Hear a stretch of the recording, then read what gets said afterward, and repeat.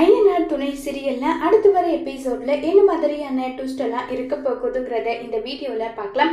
நிலா வந்து கேக்குறாங்க, அண்ணே நீங்க வேற யாருக்குன்னா சொல்லுங்க, சொல்லாம போங்க, எனக்கு அதை பத்தி எந்த கவலையும் கிடையாது.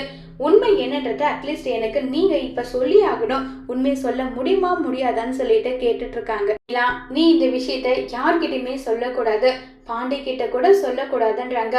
முதல்ல என்ன விஷயன்றத சொல்லுங்க, பாண்டி கிட்ட நான் சொல்றதா வேண்டாமான்றத அப்புறம் பார்த்துக்கலாம்னு சொல்றாங்க.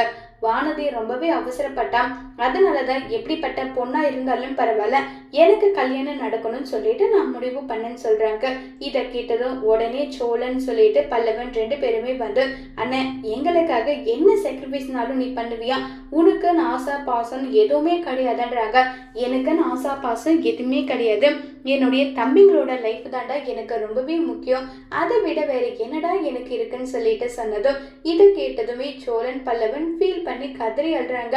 அண்ணன் என்னண்ணே நீ இப்படி எல்லாம் இருக்க, இந்த மாதிரி இருந்தா எல்லாரும் உன் தலையில முளகு அரைப்பாங்கன்னுறாங்க.